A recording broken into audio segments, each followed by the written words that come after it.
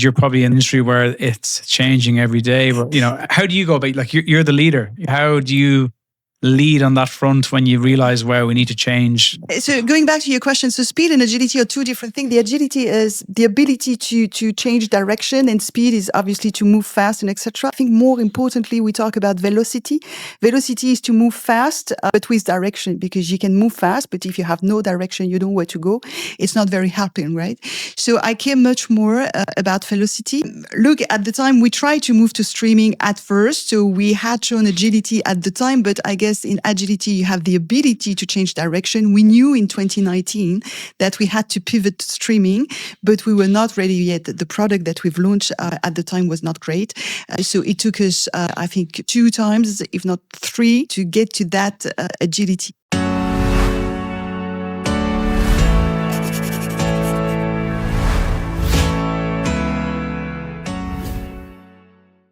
Hey there, listeners.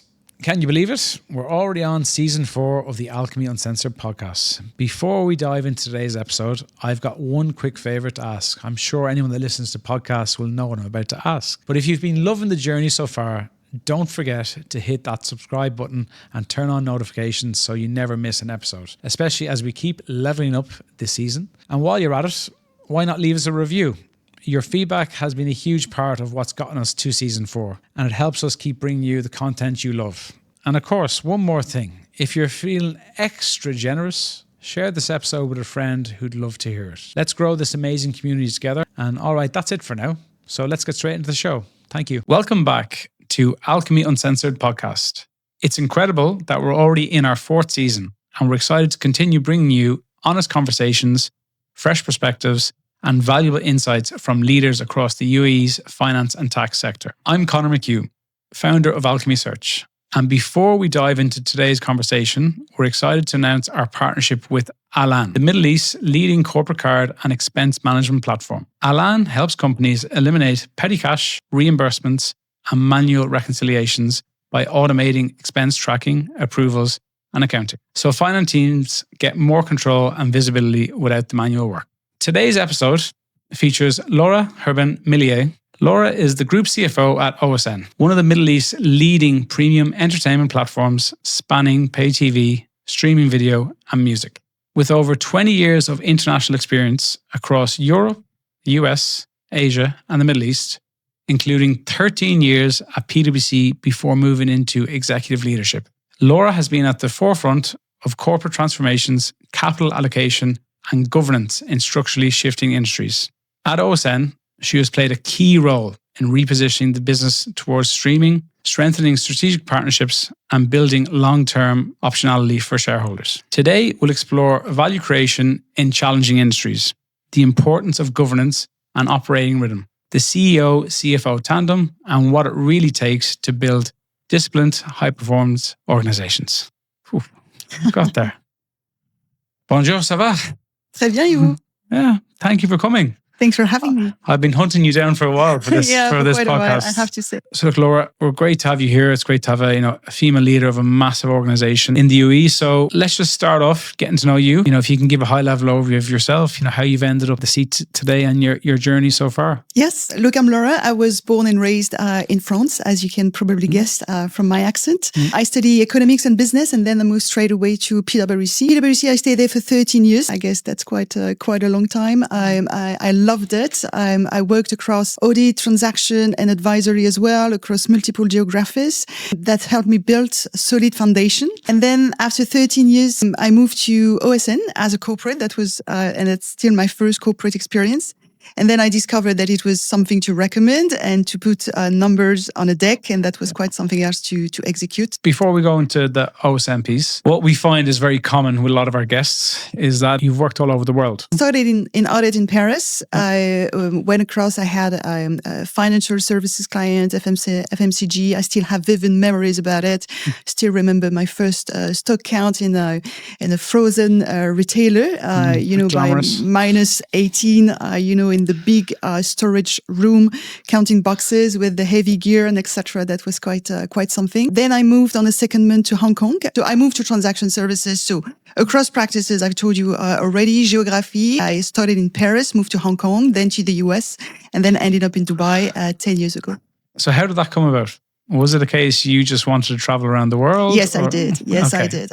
Yes, I did. And that's something I pushed quite early on. That was very clear for me from the age of 14 that I wanted to live somewhere else, not in France. You knew what you wanted at 14? Yeah, because I'm very passionate about politics. And I remember understanding back at 13, 14 years old that the way it was working in France, I could never own what I wanted to do in my life. And then from there on, it was very clear to me that I had to live somewhere else. Okay, so the US with New York? New York. Okay. Yeah, so New York, that was quite different. I mean, at that time, I had 10 years of experience in PwC already, so I was used to it, though the pace in New York, look, that's the state of the art, right? When you work at PwC in New York, it's exactly, there is so much to learn, but the pace is so intense.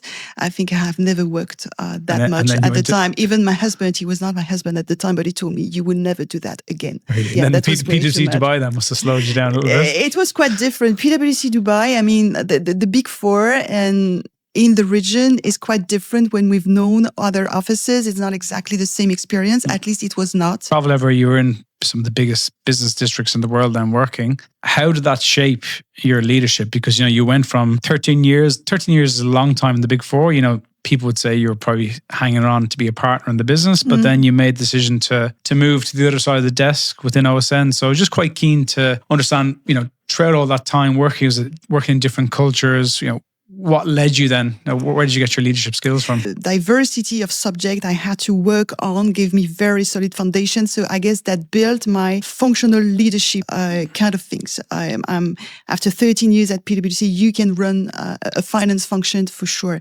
But the exposure, having worked across all these geographies, gave me the exposure to multiple board audit committee, board as well, different teams, different partnership, different clients, different shareholders. That shaped me.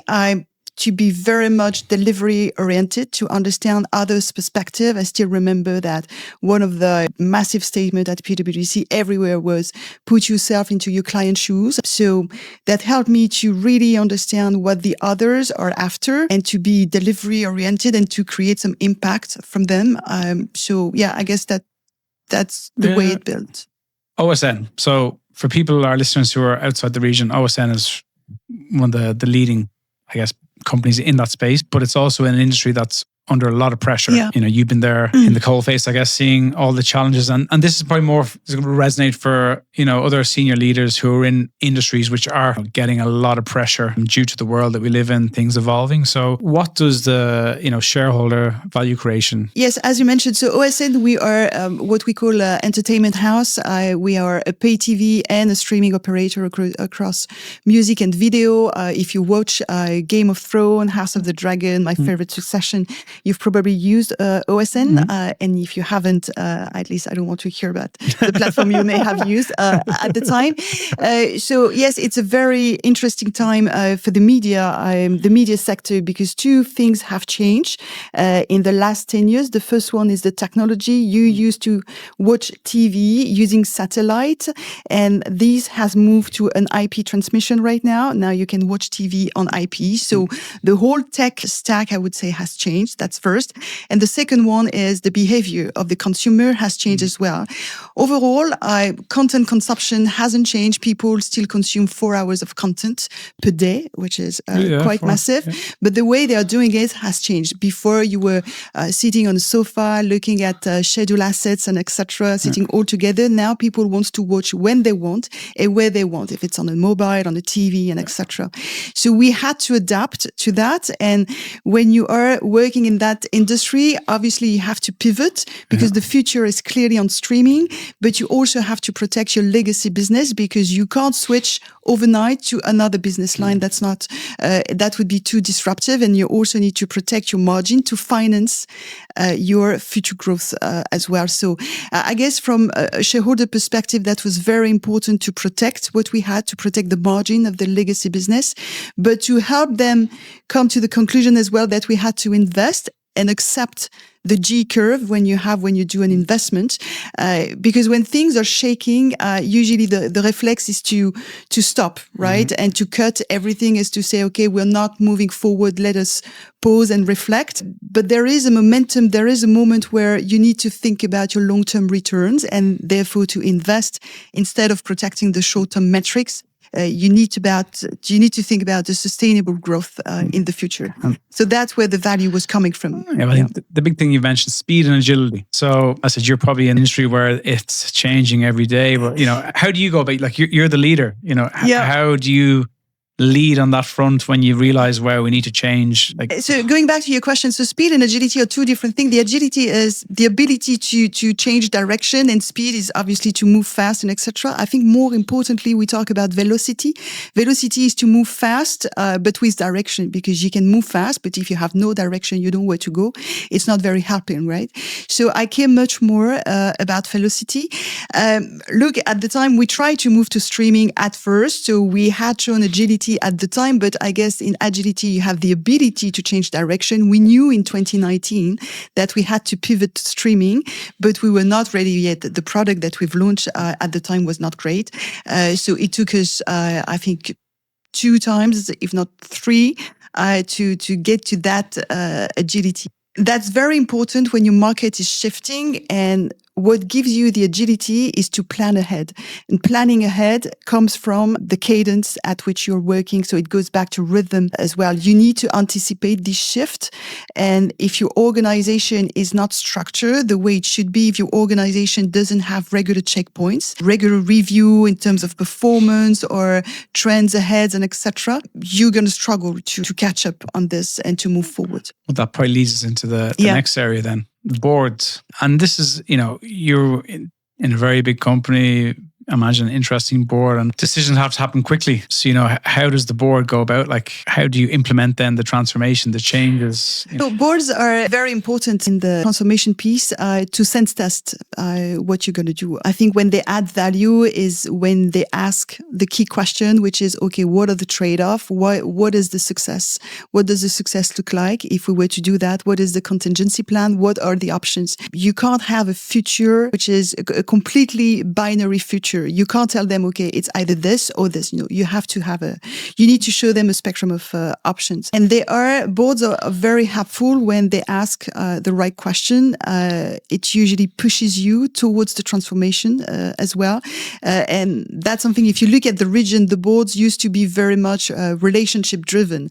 The relevance of the board are improving right now. That's something I welcome very much, by the way, when you see all these VCs coming to the region and etc. The relevance of the board getting sharpened, it's going to help, I guess, the ecosystem to mature. Because in the position you're in, the CEO, the CFO relationship, good cop, bad cop, however you want to position it. How important is that tandem? It's absolutely critical. It's not exactly good cop, bad cop. Yeah. I would say it's very much complementary.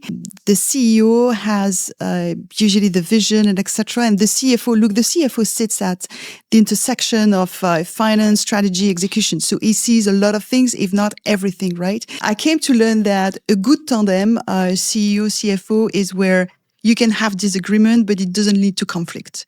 You need to have that healthy tension between CFO and CEO. Otherwise, the CFO is a passenger or the CEO is not doing his job. That's more or less how it works.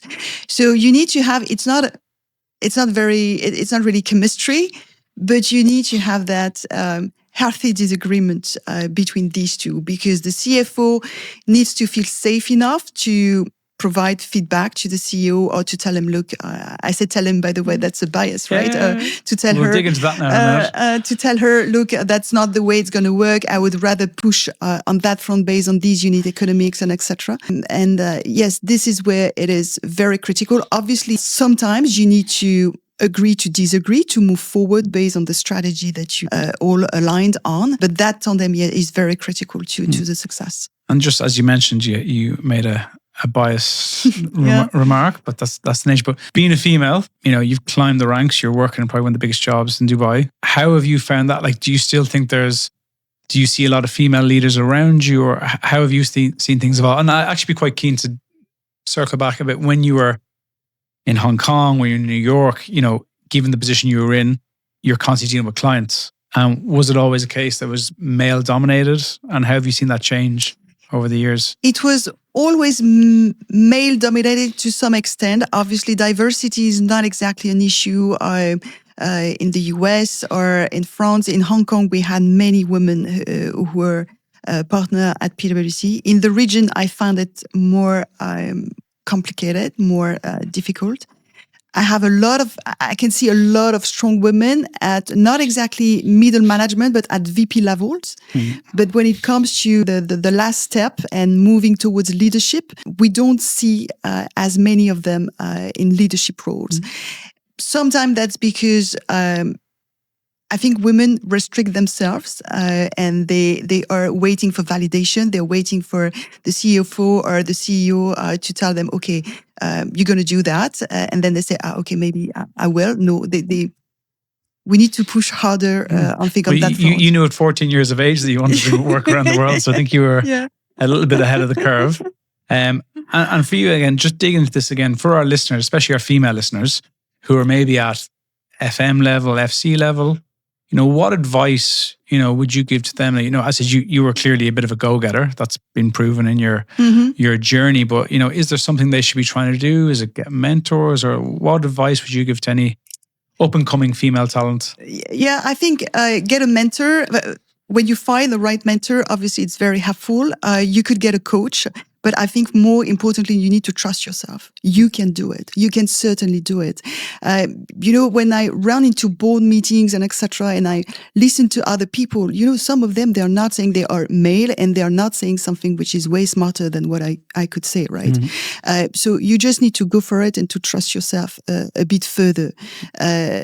Be tough. But stop being that tough on you, right? You can certainly do it. So I'd say the trust element is something that I would work on, and stop waiting for validation of others. I think that's a very important one. I think the validation thing, because I think a lot, especially in this market where it is so culturally diverse, there is a lot of waiting for that validation to do it. So just go for it. Which may never come when you are in such a diverse market, right? You can't compare yourself to other people. You have so many nationalities here. Everybody is doing his job in a different way. So believe that you have a selling point, right? Mm-hmm. That you are a good professional and that you can go to the next steps. Yeah. Well, look, for you, you're at the top of the pit, I guess, so to speak.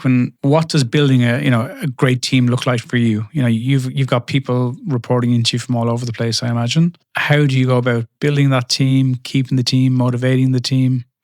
So building the team is talking about the technical skills and etc. This goes without saying, but more importantly, I do care a lot about the leadership styles, making sure that people can understand the context, the perspective, make decision, and change perspective as well. Going back to put yourself into your client's shoes. You may not have any client today, but you always have a client in a sense, whether it's a shareholders, a team member, your child, your husband, I don't know. Everybody is. You have to change perspective. So building the right team, I may take more time to find the right people. Do not rush and trust your gut feeling. You need to make sure that you can work together, and you need to picture that person going forward in the company. You need to have a perfect, I don't like to say that because it's assuming 100%, but you need to have a very good fit, a cultural alignment. The cultural fit is something very, very important. And when you have all these finance professionals, they all have the technical foundation, more or less, right? But that cultural fit, if they don't have it, they may never have it. So if you can't picture them in the organization, don't go for it. So that's first. How do you keep them motivating? By providing feedback. Explain to them, okay, you just had a meeting. That was your first exposure to the CEO. Did you do well? Did you not do well? What you could have done better?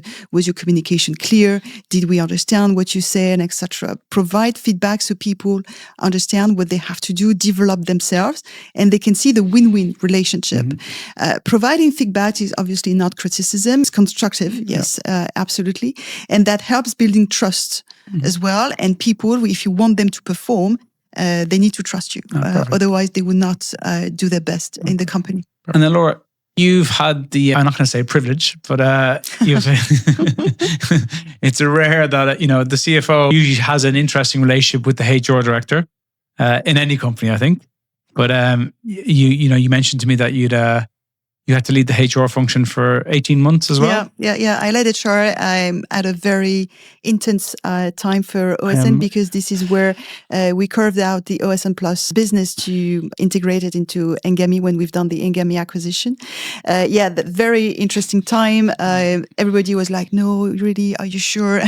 You're a CFO?" And I said, "No. I think I would do well in this." And 3 lessons clearly from that. 3 lessons. The first one is, context is everything. When you lead HR, you need to explain the why behind every decision. People are more than willing to listen to you when you lead HR. You need to explain, from the very minor decision to the major decision, but you need to communicate as much as possible. I remember one VP telling me, that senior manager is not quite happy about the pay increase that he had, and etc. And I said, look, did you explain to him that it's a metrics, it's a question of rating, but also benchmark and etc. That's a combination of multiple data points. He said, yeah, I tried to explain, but it didn't land and etc. So I sat with that senior manager to explain. And when you want to build trust, you need to provide context. So that's first. And I remember at the time, Joko Kabeni was the CEO, and I was telling him, look, you need to do a town hall to explain that. No, Laura, I don't have much to say, and etc. You always have something to say. Sometimes the leaders they tend to believe that there is nothing to say because they are in that on a daily basis. So they know exactly what's going on in the company. But we should not underestimate how far people can be when they are at junior level or something like this. And we need to take care of them by providing that context. That's first lesson. The second one is raising the bar is a daily discipline. It's not a statement. I was listening to Reed Hastings, who is the Netflix founder. Obviously, he was talking about talent density. You need to raise the bar and etc. Yeah, okay, but how do you do that? It's a daily discipline of providing feedback, explaining to people what they have to do, why do we do it, making sure that we review performance on a regular and systematic basis. This takes a lot of time, effort, and you can't be isolated on that front. It has to be applied cross-functionally across the leadership team. Because, for example, if I want to raise the bar in finance, but the other team are not exactly doing it in the same way, then you end up with very inconsistent performance. Because at the end, what matters is performance. It's not exactly, storytelling, but that's performance. And the third one is the well-known tone at the top, which is quite underestimated. It's tone at the top. Whatever you say, whatever you do, if the leadership is not acting the way they should, it trickles down. Yeah, the trick is down. If some leaders accept mediocrity, you will lower the bar in a very obvious way. So are you happy to get out of HR then, or? I think these two functions have, good connection to be KPI driven because, culture, that's something very operational. People think that's, culture. Yeah. We don't exactly know what it is. No, it's what you do repeatedly, right? And when you want your organization to be KPI driven, data driven, and etc., you need to have that strong interaction between finance and HR. And I do believe that these two functions sits quite well together. Actually, I want to ask this question then, because we have a lot of HR listeners as well on our podcast. And now, having seen both sides of the coin, do you have any sympathy now for HR directors? Do you look at HR now in a different light? Put aside HR ops, which is dealing with contract and etc. I think I'm misunderstood the strategic value that it could have, HR. clearly today, when you allocate capital and you're working on a strategic initiative and etc., you need to work at the same time on talent allocation, because if you design something great, a commercial initiative, a new product or something, if you don't allocate talent to it, it's like putting fuel in a broken or dysfunctional engine.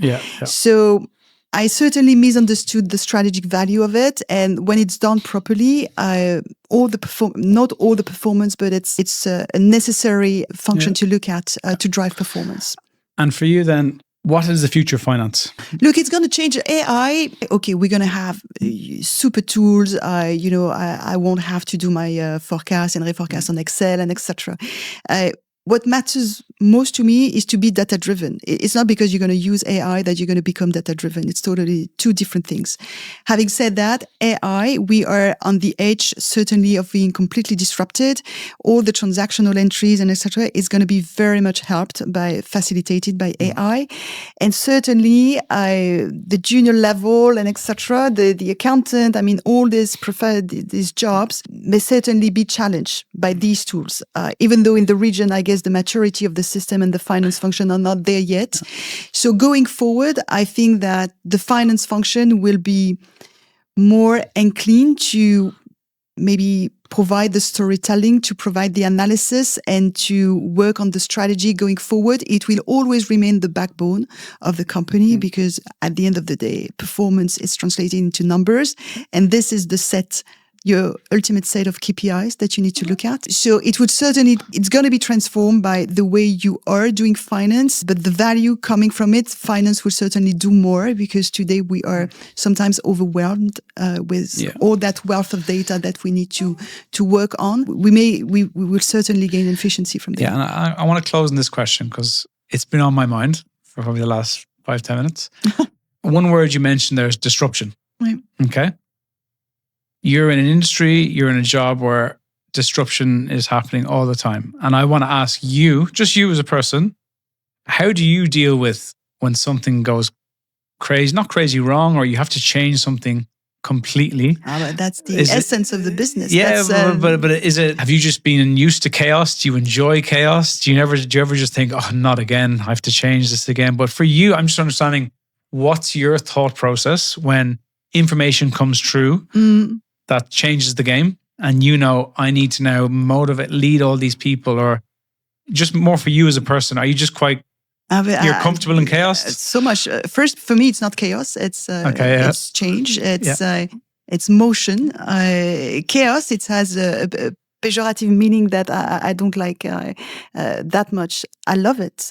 This is why you have leaders, right? Otherwise, if it's BAU, okay, what do you do? That doesn't excite you. Where do you get the excitement from? No, I love this. I love designing solution to very complex issues. So that's the... That's a mindset. That's my point. That's a mindset. I think when you are...